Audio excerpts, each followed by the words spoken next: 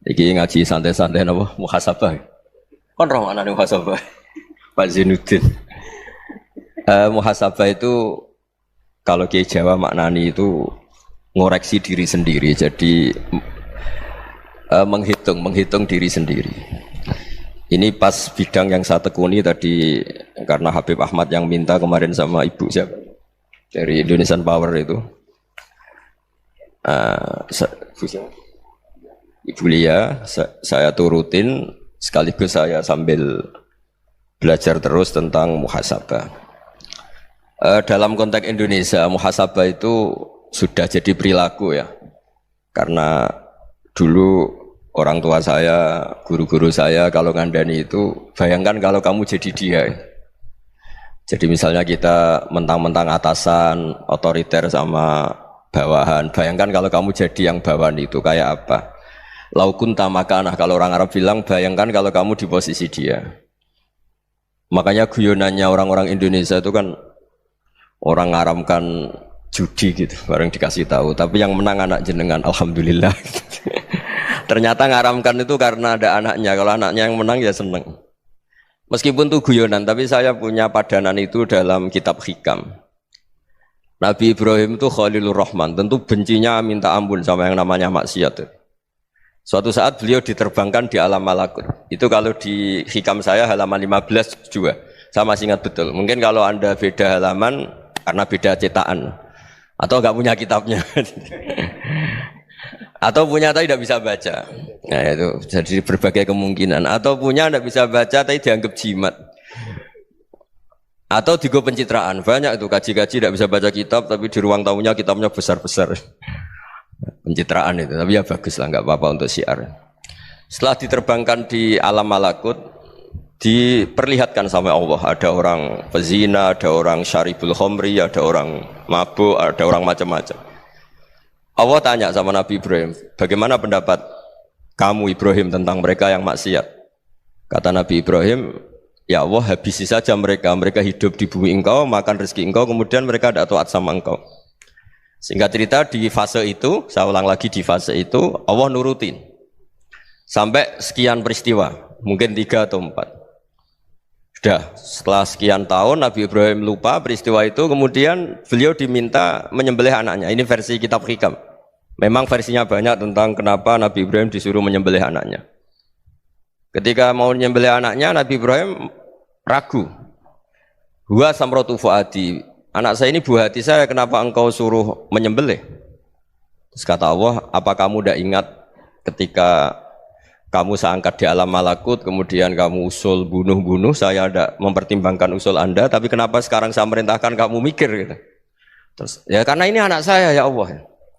Terus kata Allah, rumang samu wong sumpukon mata ini gak gawean kau sing gawe kowe enak wae usul mata ini. Jadi saya yang bikin, kemudian Anda enak aja usul membunuh. Semenjak itu Nabi Ibrahim itu di eranya itu asfaqun nas, orang paling sayang sama manusia. Karena kadang kita keras itu ya kebetulan itu tidak anak kita, tidak keluarga kita. Cara orang Jawa itu kan gitu ya, kalau ada perempuan terus macak yang macam-macam pakai sepeda motor cowok terus wah itu luput suwuk, semoga-moga gini. Tapi setelah dikasih tahu, niku ponakane jenengan, semoga-moga selamat. Jadi jangan-jangan kemarin Ahlil ma'asi itu kebetulan itu tidak keluarga kita. Kalau keluarga kita yang pernah salah pada kita, semangat kita mintakan maaf. Jangan-jangan kita didikte hukum sosial gitu. Jadi orang yang salah, kebetulan itu orang yang menservis kita. Atau keluarga kita, atau orang dekat kita. Jangan-jangan semangat kita mintakan ampun. Tapi kalau sama orang lain, kebetulan musuh kita semangatnya minta itu kena azab. Nah ini yang nggak boleh dalam Islam. Islam mengajarkan niru Rasulullah SAW, Nabi itu rahmatal lil alamin. Bahkan kemarin saya ngaji virtual sama beberapa habaib, ada Habib Ali Al-Jufri dari Mesir, ada Habib Alwi dari Kuitang, ada Habib Nabil Al-Musawa. Dari sekian habaib itu saya masih ingat diantaranya yang didawuhkan rahmatan lil alamin itu ketika Nabi adahu kaumuh, disakiti oleh kaumnya, dan itu mereka masih kafir semua. Itu mereka dapat doanya Nabi Allah mahdi qaumi fa innahum la ya'lamun. Kayak apa baiknya Nabi, orang yang menyakiti, yang melukai, tapi Nabi masih berdoa, Allah mahdi qaumi fa innahum la ya'lamun. Sayyidina Umar dapat doanya Nabi itu ya khina kana kafiran, ketika masih kafir didoakan. Allahumma a'izzal Islam bi Umar. Itu ketika masih kafir. Itu pelajaran bagi kita bahwa yang sedang tidak cocok pun itu berdapat doa kita. Ya doa supaya kondisi kita baik, hari tambah baik. Karena agama ini saya berkali-kali bilang limangka nayarjuwa hawal yawmal akhir. Agama ini diperuntukkan bagi yang selalu punya harapan pada Allah Subhanahu wa taala. Saya cerita muhasabah ini tentang hubungan kita dengan Allah. Di Indonesia itu banyak orang fasik, banyak orang nakal. Ya di mana-mana orang nakal itu ya mayoritas wa aksaruhum fasikun. Tapi berkahnya harapan. Mungkin saya kira nakal sok benda, mungkin saya kira sholat sok ben sholat, mungkin sekarang belum sakhok, belum dermawan, suatu saat dermawan. Barokahnya itu kefasikan ini dianggap sementara. Sedang fasik, sedang tidak benar. Karena kiai-kiai kita, para guru-guru kita, para habaib utamanya itu mesti bilang semoga husnul khotimah. Nah barokahnya doa itu semoga husnul khotimah itu menjadikan satu pola sosial. Yang sedang fasik ini masih diharapkan jadi lebih baik, jadi lebih. Sehingga kita tidak ngambil sikap ekstrim yang ingin menghabisi atau ingin mengadili, tidak. Karena selalu kita punya harapan. Dan agama ini limangka nerjuwa hawal yawmal akhir. Bayangkan dulu kalau yang nakal itu anak kamu. Pasti kamu nggak ingin kan langsung dapat azab, dapat apa. Padahal kita semua jadi tokoh ini abul kulli, bapak dari semuanya. Sehingga ketika Rasulullah SAW jalan-jalan kemudian melihat perempuan sedang menyalakan api. Kalau apinya mati ditiup, anaknya dijauhkan. Nanti kalau sudah jauh dari api, anaknya digendong lagi. Terus kata Rasulullah, matur ke semua sahabat, ara'aitum anna hadhihi tarihatan waladaha 'alan nar. Apa kamu berpendapat bahwa perempuan ini akan melemparkan anaknya ke neraka? Tidak ya Rasulullah. Tidak akan seorang ibu melemparkan anaknya ke api. Terus kata Rasulullah, Allahu arhamu min hadhihi biwaladiha. Allah lebih rahman, lebih rahim dibanding orang tua ini kepada anaknya. Ini yang harus kita kenalkan terus, kita kampanyakan terus supaya orang hubungannya dengan Allah itu nyaman, asik. Sehingga dengan demikian selalu ada harapan bahwa yang sedang nakal ini suatu saat tobat. Kita tidak boleh menghukumi pasti begini, pasti gini, itu tidak wilayah kita. Itu juga yang dicontohkan Rasulullah SAW. Secara lahir Nabi itu enggak berkenan sama Wahsy, karena Wahsy itu salahnya salah fatal karena membunuh ahabban nasi ila Rasulillah, yaitu membunuh Said Hamzah. Jadi ketika Wahsy tobat, Nabi itu nerima tobatnya. Dan ketika beliau dengan basariyahnya agak siap ketemu Wahsy karena harus ingat Sayyid Hamzah, basariyahnya diturutin. Oke, kamu iman, saya turutin, tapi jangan sering ketemu saya. Karena kalau ketemu kamu, saya masih ingat sama paman saya, Sayyid Hamzah.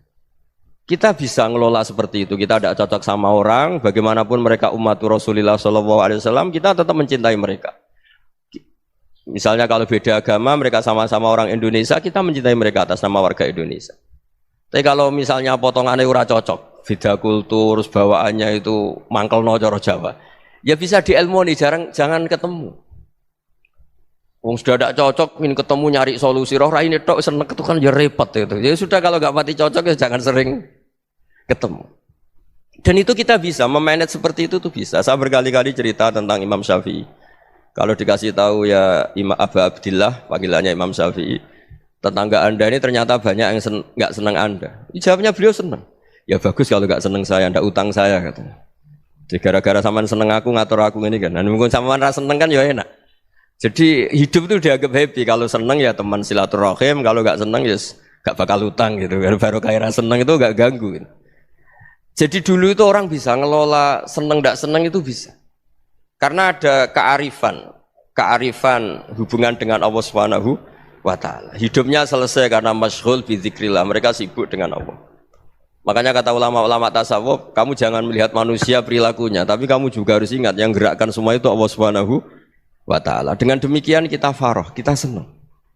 Makanya Nabi kalau ngutus Anas bin Malik kemudian enggak kesampaian yang diinginkan karena Anas main, ketika garwa-garwani Nabi agak tersinggung, Nabi andaikan Allah menghendaki yang saya inginkan kesampaian, pasti itu kesampaian.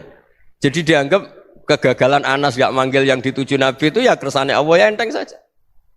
Sayyidina Ali lebih parah lagi yang dialamin.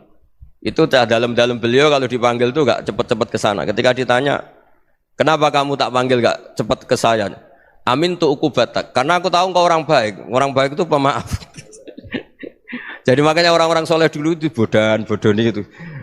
Makanya sekarang kalau ada orang bodoni itu mesti dibidik orang soleh. Kalau orang-orang soleh itu kakean husnudzon akhirnya sering dibodonin. Abdul bin Umar itu masyhur itu. Kalau ada budaknya sering sholat, sergap sholat itu dimerdekakan. Akhirnya enggak sholat pun pura-pura sholat. Akhirnya juga dimerdekakan. Ketika ditanya, kenapa engkau merdekakan? Padahal mereka sholatnya menipu engkau, kata pembisik-pembisik itu. Man khoda'ana lillah in khoda'na lah. Dia nipu atas nama Allah, berarti saat tertipu juga atas nama Allah, enggak masalah dong, semuanya demi Allah Subhanahu wa ta'ala. Jadi ketika kita ketemu mensifati Allah Ta'ala itu ghafir, Allah pemaaf. Jangan kamu enggak fair untuk diri kamu nyifati Allah ghafir, pada orang lain Allah kamu sifati syadidul iqab. Jadi Allah kamu atur, kayak MC tadi ngatur saya. Jadi Allah itu apa? Kalau pada saya ghafir, kalau pada musuh saya syadidul iqam. Itu tidak fair. Kalau Anda punya harapan kepada Allah karena Allah Rahman Rahim, Allah Ghafir, sebenarnya Allah pada musuh kita ya bisa saja Allah Ghafir, bisa saja Allah Rahman Rahim. Sehingga kita melihat orang lain yang kita tidak cocok itu ya enteng saja. Itu min ummati Rasulillah sing tanaluhu syafa'atu, tanaluhu sa'atu rahmati, tanaluhu fair. Jangan dengan kita kayak mesti dapat rahmat, jangan orang lain kayak Allah pasti syadidul iqam, itu tidak boleh. Sehingga ketika ada orang Badui, singkat cerita orang Badui ini kencing di masjid, semua sahabat membentak dia. Yang enggak bentak hanya Nabi tok. Saking mangkalnya orang ini karena semua sahabat bentak kecuali Nabi. Setelah dibenari Nabi, terus Nabi nyuruh sabbu ali dhanuban min ma'in. Setelah disucikan masjid itu, dia berdoa keras sekali. Allahumma arhamni wa Muhammadan wa la tarham ma'ana ahadan. Ya Allah, yang berhak dapat rahmatmu hanya saya dan Nabi Muhammad, yang lainnya jangan. Karena yang lainnya tuh jengkelin, gitu aja saya salah dimarah-marahin gitu. Jadi kalau kamu doa terbatas ya kayak orang Bedui ini, kayak orang Arabi. Apa kata Nabi? Laqad tahajjarta wasi'an. Allah yang rahmatnya luas menjadi kamu sempitkan. Karena kamu mau atur Allah hanya Rahman pada Indonesian Power, pada NU, pada kita, yang orang lain enggak perlu dapat. Itu kan kasihan Islam, karena Islam terus enggak dimiliki semua orang. Allah tidak dimiliki semua orang, Rasulullah tidak dimiliki semua orang karena dipek NU, dipek ormas tertentu, dipek enggak boleh seperti itu. Enggak boleh takhasyar tawasian kata Nabi, tidak boleh mempersempit zat yang rahmatnya itu luas. Ini semoga etika ini kita pakai di Indonesia. Yang sedang fase kita harapkan lebih baik. Yang sedang enggak dapat hidayah kita doakan dapat apa? Hidayah. Masyhur kan, makanya tadi saya mohon sama Habib Ali supaya Habib Ahmad supaya tetap mahalul qiyam, tabaruk sama Habib Ali. Di antara doa-doa di Simtuduror masyhur itu antuqa bilal mudhniba minnah bil ghufran wal musi'ah bil ihsan. Jadi harapannya para habaib, para orang-orang baik dulu ya semoga yang dosa itu dimaafkan, yang sedang salah dibuka, bikin lebih baik. Nabi itu tugasnya juga gitu. Wastaghfir li dzambika walil mu'minina wal mu'minat. Nabi itu tugasnya juga memintakan ampun yang sedang salah.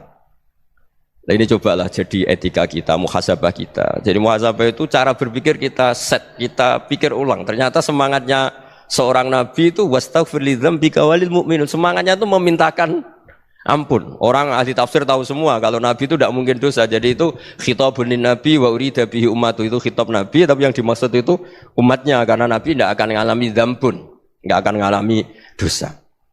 Sekarang enggak, kadang-kadang kita ini kalau orang lain salah itu semangat.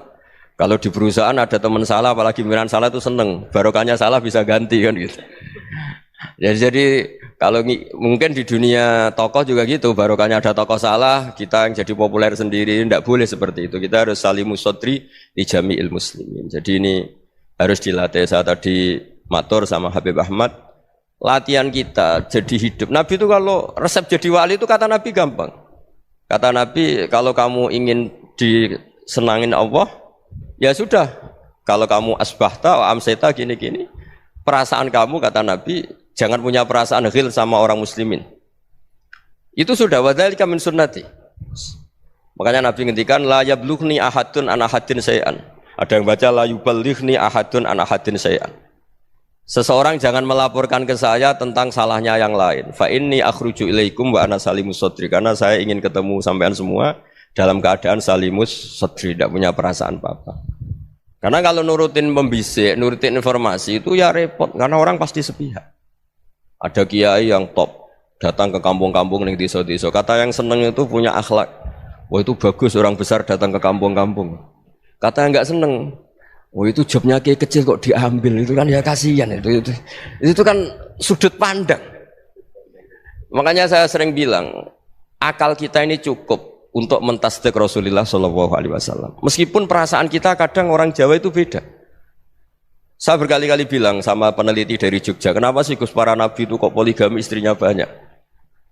Nabi Dawud katanya itu berapa? Nabi Sulaiman malah jumlahnya agak terbatas ini.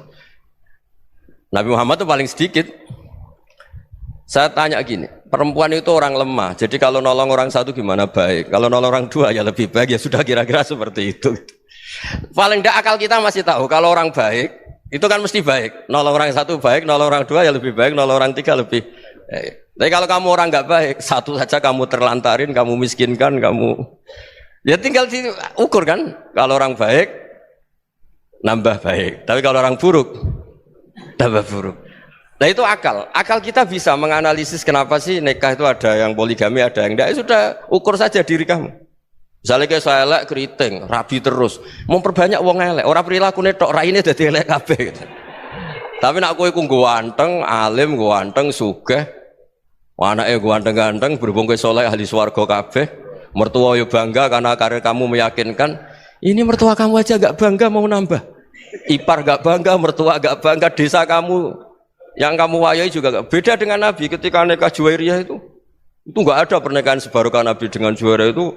Azharu Rasulillah, di situ habis perang banyak tawanan, gara-gara jadi bisanya Nabi langsung dibebaskan semua karena Azharu Rasulillah. Sekarang bisanya Kanjeng Nabi. Dulu Abu Sufyan mangkelnya bukan main sama Nabi, gara-gara putrinya dinikah terus langsung jadi.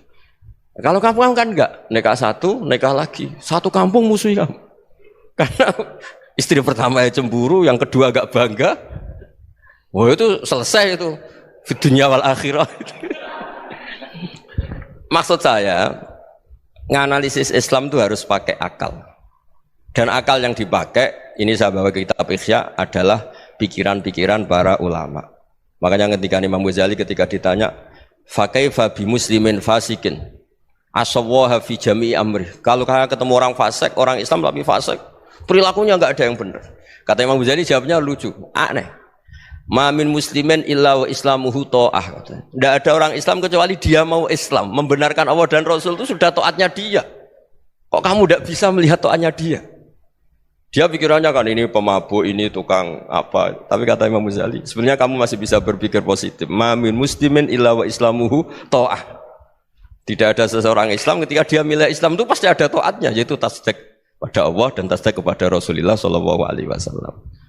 Jadi dengan pola seperti itu, maka di antara guru-guru kita yang modern ya di era Mbah Maimun, di sini ada Habib Ahmad.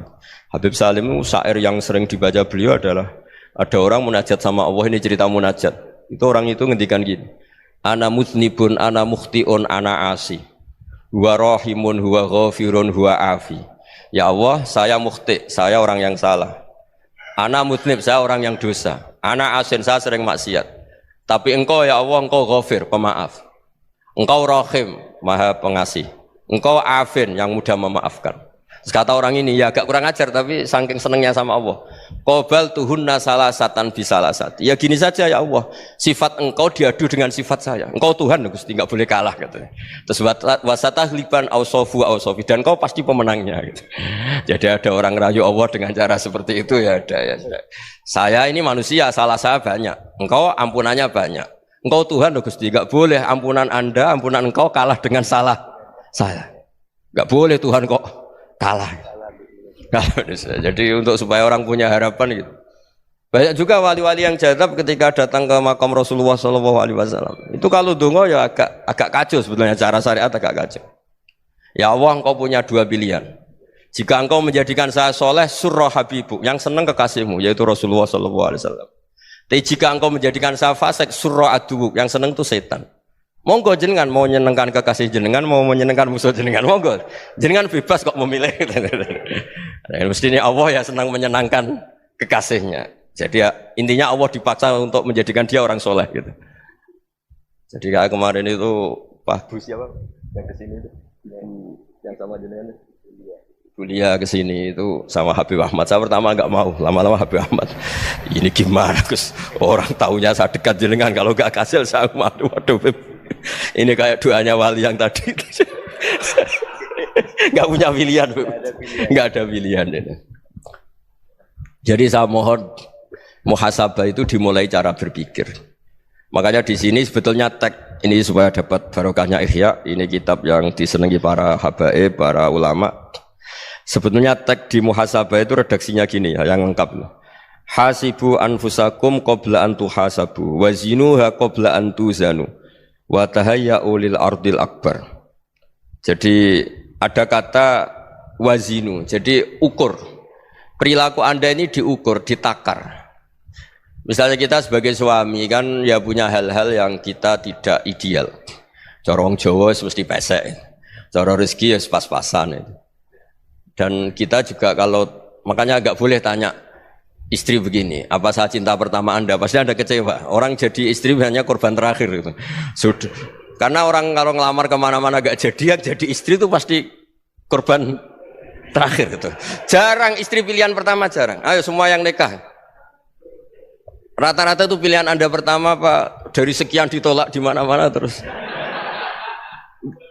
Ya perempuan terakhir. Kamu juga korban terakhir gitu. Itu wali-wali dulu kalau ngandani kita itu sederhana.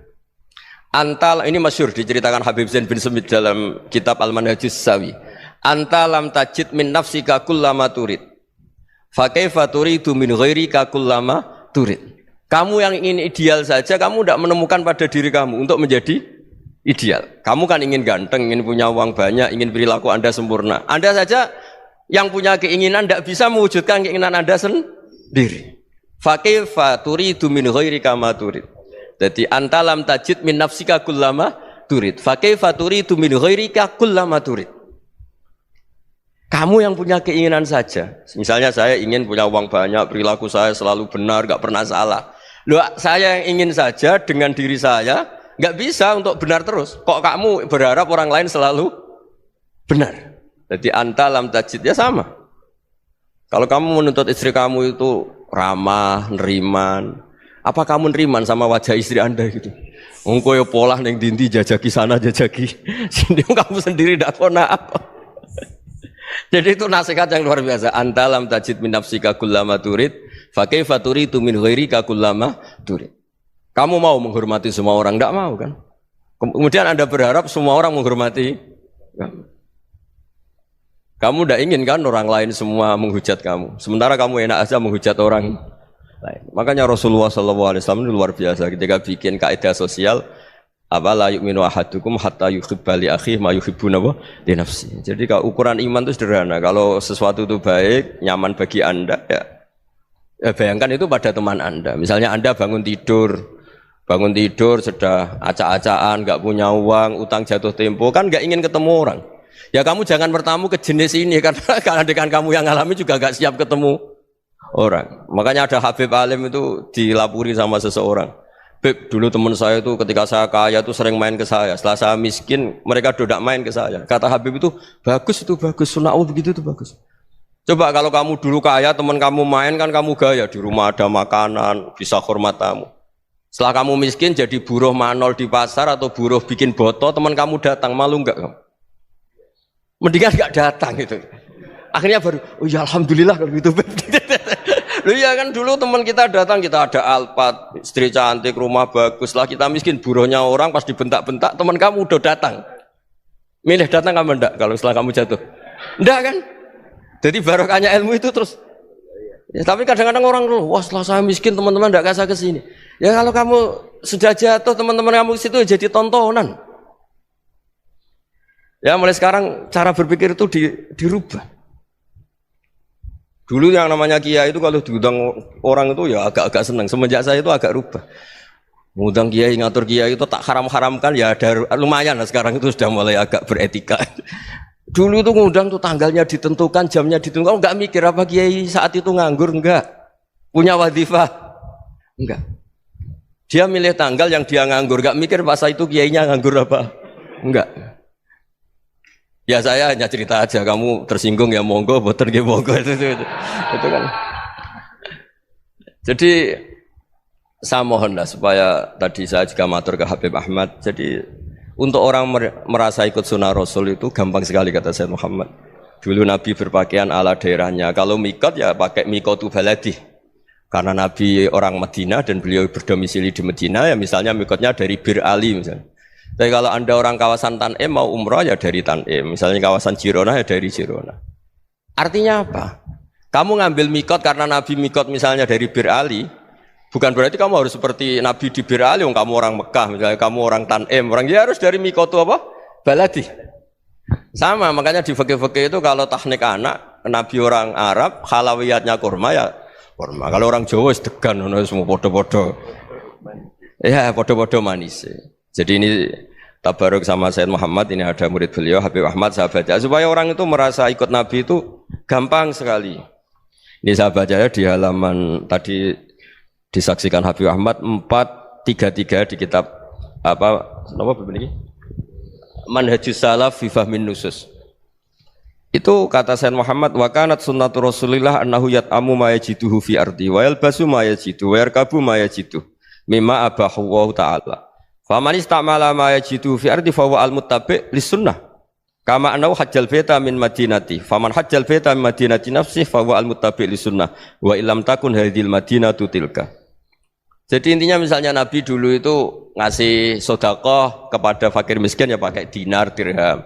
Ya kalau orang misalnya sedekah pakai rupiah ya sudah ikut sunnah Nabi. Jangan lu Nabi pakai dinar loh, kamu kok pakai rupiah. Dulu dinarnya Nabi udah ada tulisannya Bank Indonesia, kamu ada tulisannya Bank.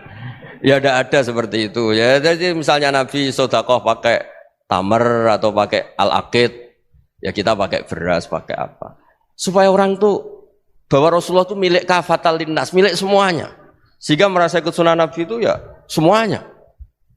Makanya dulu Mbah Mun kalau motivasi saya supaya bombong, kalau orang Jawa bilang bombong. Wong Jawa mesti ono wong alim. Beliau menyontohkan Mas itu Mbah Fadol, Senori, Mbah Ihsan Jambes. Itu bisa ngarang-ngarang kitab luar biasa. Padahal beliau bukan orang Arab. Imam Sibawai itu orang Persia. Imam Ghazali orang Tus itu juga ikut Persia. Kata Imam Mun, wong sing ora Arab lah mesti untuk jatah alim kata beliau. Karena Nabi itu diutus kafatal linnas. Nah ini kalau orang yang alim itu Arab tok, berarti tidak ada perwakilan dari Afrika, dari Asia Tenggara, dari mana-mana. Makanya karena Nabi statusnya itu kafatal linnas. Jadi kita harus bangga sebagai Muslim, sebagai orang Indonesia karena misalnya Wali Kutub dulu terkenalnya hanya ada di Yaman, di mana. Ternyata pernah ada juga di Indonesia dan seperti Habib Abu Bakar Segaf Gresik. Jadi ya artinya kan tetap orang Indonesia meskipun beliau dzurriyyah Rasul kan ya sudah orang apa? Orang Indonesia. Dzurriyyahnya Habib Ali Simtuduror sekarang di Solo. Jadi Indonesia juga dapat alawin banyak dari Sadatinal Alawin juga banyak. Jadi saya mohon barokahnya ngaji seperti ini melihat orang lain tuh gampang. Bayangkan tuh kalau anak kamu. Makanya Nabi nanti kalau nggak percaya lihat di Hikam nomor 15 di kitab saya itu. Di situ dijelaskan oleh Hikam, jangan-jangan semangat Anda pada orang yang maksiat, pada orang yang keliru supaya dihukum itu karena kebetulan itu udah anak Anda, itu udah keluarga Anda. Coba kalau itu keluarga Anda.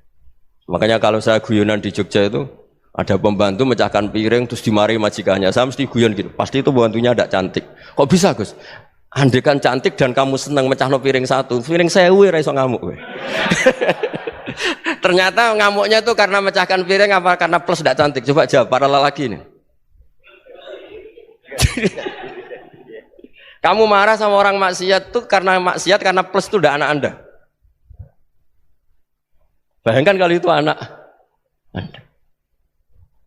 Itu hebatnya Rasulullah SAW. Karena kita yang salah pun kadung umatnya, Nabi tetap ngasih fasilitas syafaati li ahlil kabair min ummati. Kayak apa baiknya Nabi? Tidak ikut maksiat tapi ikut fasilitasi ngasih syafaat. Loh kalau li ahlil ibadah kan wajar. Nabi ketika ini syafaati li ahlil kabair min ummati. Ya karena tadi logika yang dibangun Rasulullah itu logika yang luar biasa. Kita semangat orang lain kena hukuman itu karena kita tidak punya ra'fah, tidak punya rahmah. Coba kalau Rasulullah yang bil mu'minina ra'ufur rahim, semangatnya itu mendoakan supaya tobat, mendoakan diampuni. Dan itu juga yang diperintahkan oleh Allah Subhanahu wa taala, wastaghfir li dzambika walil mu'minina wal mu'minat. Ya semoga barokahnya ngaji ini, barokahnya Habib Ahmad, barokahnya Maulid Simtud Duror, barokahnya semua kitab Madaih, Tiba Berjanji semuanya, barokahnya Ikhya, barokahnya Said Muhammad, barokahnya guru kita semua Mbah Maimun, bapak saya. Kita ini ngikuti manhaj, ya, ngikuti apa? Manhaj. Saya sering didhawuhi Mbah Mun, kenapa ihdinas siratal mustaqim bukan siratoka? Bukan jalan engkau ya Allah, karena Allah itu enggak bisa kamu tiru. Allah itu tidak tidur, tidak makan, tidak kesel, tidak capek. Yang bisa ditiru itu siratal ladzina an'amta alaihim. Yang bisa ditiru manusia ya niru manusia. Karena Allah itu tidak bisa ditiru, makanya ihdinas siratal mustaqim siratal ladzina. Dan niru siapa? Niru guru-guru kita. Termasuk niru cara pandang. Jadi misalnya ada orang awam di rumah itu hanya delok reng, delok tikus liwat, itu kan kayak nganggur. Ora tahajud malah mendelok reng. Melihatnya jangan gitu. Huwa tarokal ma'asiyah. Dia di rumahnya ndak dugem, ndak kemana-mana. Dia berarti malam itu tarkul ma'asi.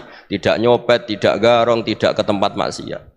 Susahnya apa sih husnudzon? Jadi jangan lihat huwa tarkut tahajud, huwa tarokat tahajud, wa taroka qiyamal lail. Oke ya, namanya orang begitu ya tidak tahajud, tidak qiyamul lail. Tapi susahnya apa sih kamu bilang huwa tarokal ma'asiyah, dia juga meninggalkan maksiat, dan tarkul maksiat itu ibadah. Supaya orang tuh gampang lah husnudzon sama orang muslim. Ini orang mukmin, orang yang luar biasa. Di mata Allah itu orang yang luar biasa. Kayak tadi Imam Ghazali, kalau saya ketemu orang muslim kemudian dia tidak pernah baik, gimana? Kata Imam Ghazali, ma min muslimin illa wa islamuhu ta'ah. Tidak ada orang Islam ketika dia mentasdihkan Allah dan Rasulullah, berarti dia juga punya taat. Ya ini latihan saja, sing iso nglakoni Habib Ahmad kula namung cerita mawon. Kula cerita secara akademik, saya punya kitab, saya baca dan alhamdulillah kita paham barokahnya para guru dan supaya terbiasalah. Sebaik-baiknya ibadah husnudzonni billah wa husnudzonni bil mu'minin. Soal tidak cocok ya diilmoni tadi ya, namanya enggak cocok ya jangan sering ketemu. Seperti Rasulullah SAW, beliau karena sangat mencintai Said Hamzah, ketemu orang yang pernah begitu sama Said Hamzah ya beliau secara basyariah tidak siap. Tapi beliau secara cara bahasa sekarang, secara profesional, kalau beliau seorang nabi dan harus menerima tobatnya siapapun ya diterima. Saya meskipun dengan A, B gak cocok karena dia begini-begini sama saya, tapi saya ingat dia sholat, dia baca sholawat, dia mencintai Rasulullah, ya kita hormat. Ya soal gak cocok ya di manage tadi ya, zuruhiban tasdid huban, kalau gak pati cocok ya jangan sering ketemu, bawaannya enek nanti. Ya semuanya itu diilmoni lah.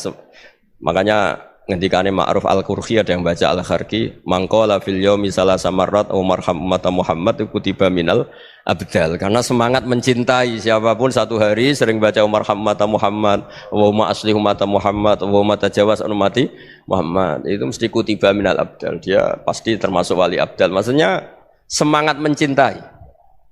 Ya dilatih lah. Misalnya Indonesia Power atau PLN, andai kan tidak ada PLN itu kayak apa? Orang nggak bisa ngaji, tidak bisa aktivitas, ya barokahnya ada PLN, barokahnya jasanya. Kita sadar, tidak semua kebaikan kita ini memenuhi keinginan orang banyak. Orang banyak ingin listrik, ingin saluran apa, dan itu kadang yang mewujudkan orang lain atau kelompok lain. Ya karena itu manfaat ke orang lain ya kita doakan, karena khairun nas anfa'uhum linnas. Sehingga kita terbiasalah ngakui orang lain. Seperti semangatnya Rasulullah SAW, semuanya itu didoakan, semuanya diinginkan kebaikannya. Bahkan Nabi gak putus asa sampai di akhirat. Ketika Nabi lain sudah putus asa karena sudah akhirat, sampai dimintai syafaat semuanya bilang nafsi, nafsi. Karena merasa semuanya enggak punya nyali di depan Allah, karena ini sudah akhirat, sudah finish. Tapi apa Rasulullah? Analah. Ya sudah, saya sanggup mensyafaati kalian. Terus kata Nabi, fa'atiyal arsya. Saya mendatangi aras, fa'akhiru lahu sajidan, saya sujud, wa ahmaduhu bima hamida allamaniha rabbi. Kemudian saya tetap muji Allah dengan pujian yang terus menerus. Padahal sudah di akhirat, sudah finish. Nabi dimintai syafaat masih sanggup. Karena Nabi tahu, akhirat tidak bisa mendikte Allah. Tidak bisa Allah terus bilang, ya Allah ini akhirat, engkau sudah tidak boleh mensyafaat. Tidak bisa. Allah tidak bisa diganggu akhirat. Allah tidak boleh dibatalkan rahmannya oleh akhirat. Allah tetap rahman rahim abadal abad. Dan Nabi tahu itu. Makanya kata para ulama, fa Muhammadun ahmadu min ghairihi. Jadi Nabi Muhammad namanya dua, yang terkenal.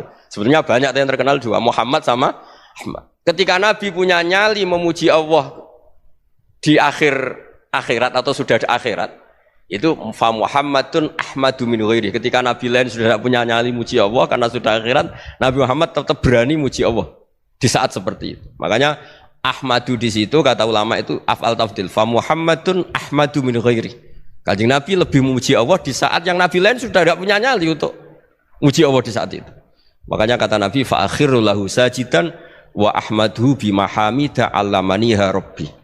Akhirnya setelah lama gitu terus Allah ngendikan ya Muhammad irfa' ra'sak wasal tu'tah wasfa' tusyaffa. Sudah Muhammad, angkat kepala kamu minta apa saya turutin dan kalau kamu ingin mensyafaati umatmu saya beri hak napa? Syafaat. Nah, semoga semangat itu juga menjadikan kita munajat bahwa rahmat Allah tidak terbatas, harapan juga tidak terbatas. Mungkin yang sedang nakal ya kita katakan sedang. Jangan terus kamu pastikan wah ini mesti suul khotimah, mesti tidak orang baik. Tidak, agama ini limangkan air juwa wal yaumal akhir, selalu bagi yang punya harapan. Ya, mungkin dapat barokah semua. Mantu dengan kata wassalamualaikum warahmatullahi wabarakatuh.